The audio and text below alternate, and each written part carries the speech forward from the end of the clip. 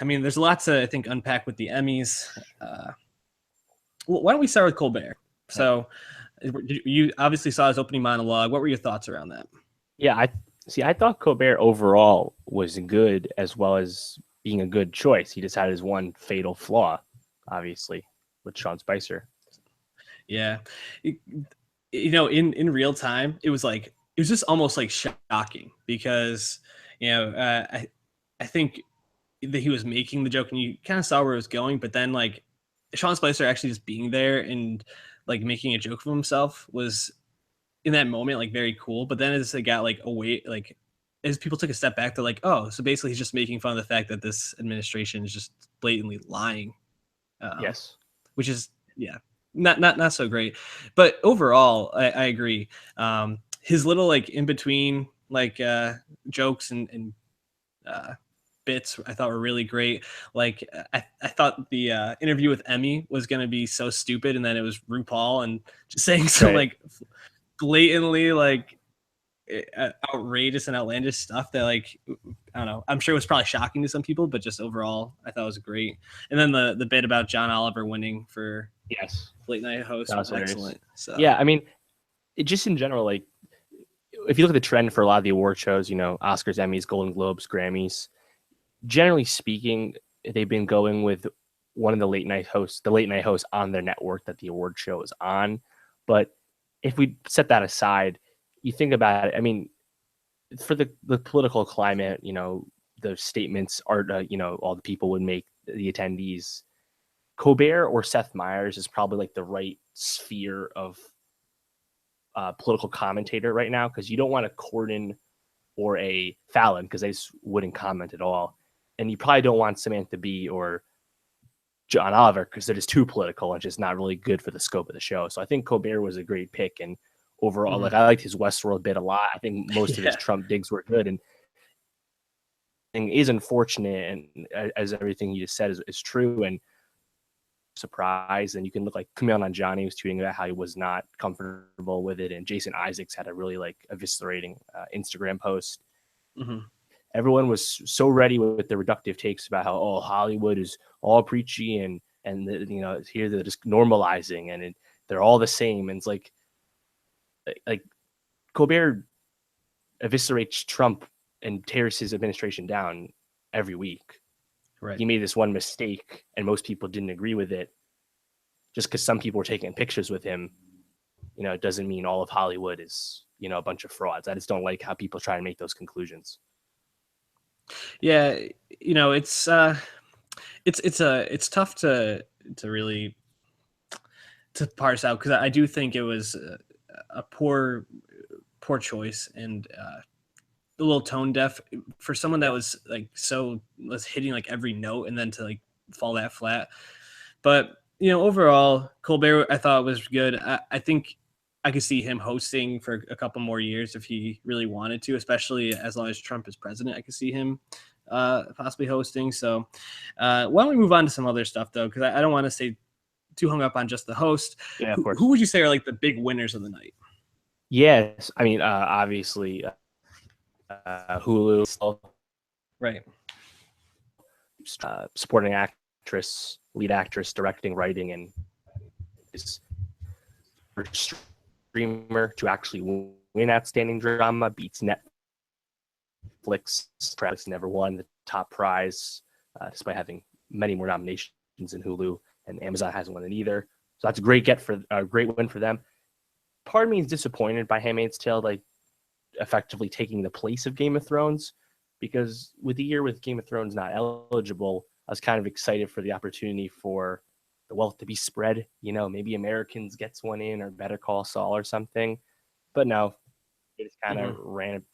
ran through it. Everybody just they gave the Handmaid's Tale instead, which is fine. I mean, it's not like I think the problem is there's just probably not enough awards. They could probably like recategorize stuff. You look at the limited series and anthology series, you could probably break up that stuff more. But overall, a lot Yep. of things we were rooting for happened. Mm-hmm. Donald Glover got 2, which was great. He beat out Jeffrey Tambor, which we were worried about. Yep. Aziz winning for Thanksgiving, the best episode of Master Nun season 2 was great. She becomes the first Black woman to win for comedy writing. That's really Yeah. exciting. Shout out Jess Waith.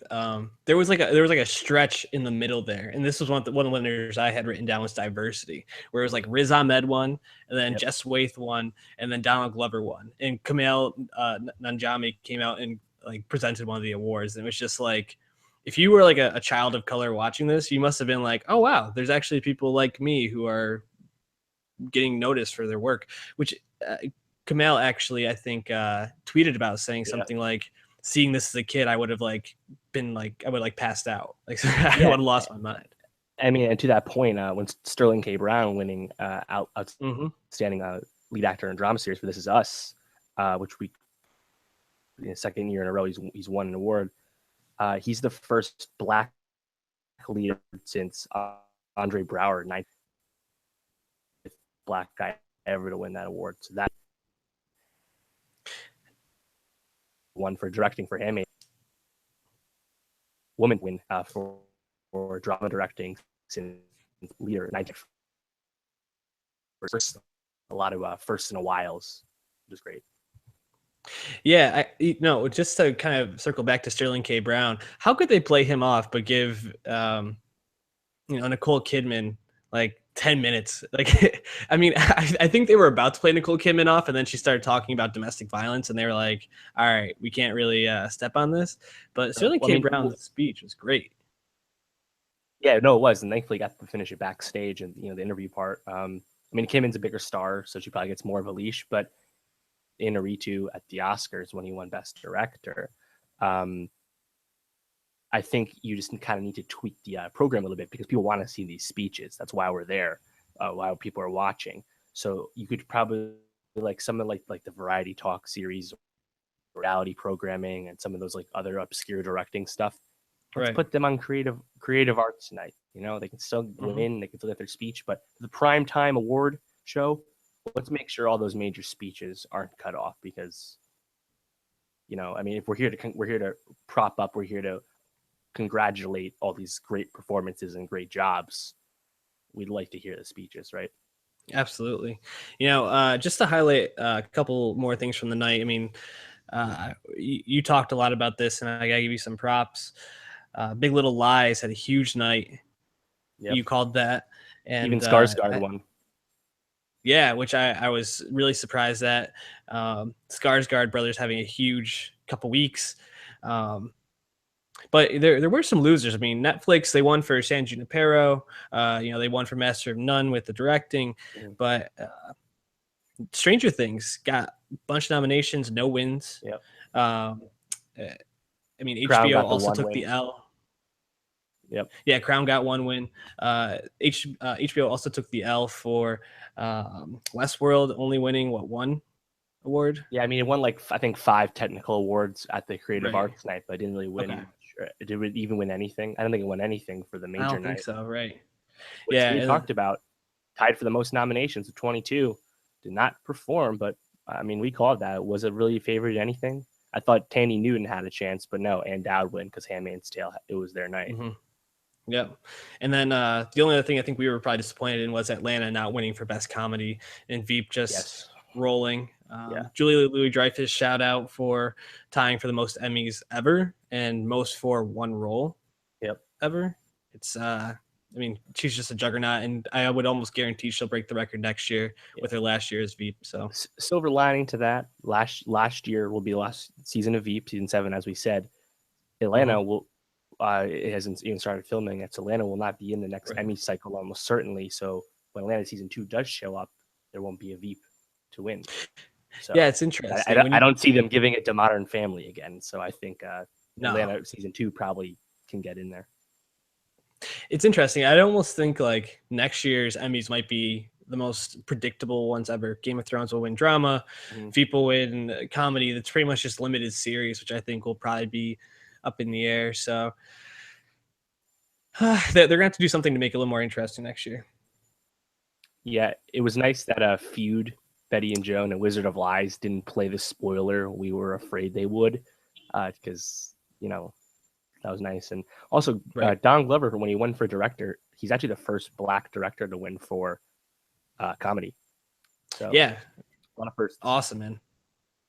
uh, so we're gonna wrap up the Emmys there, unless you have any other thoughts. No, that's it. Just tweet us at Nostalgia Pod. What show were you most disappointed about? I know a lot of people are pulling for Stranger Things. This is us kind of disappointing, only getting the one award. I can imagine, but yeah, let us know what you thought.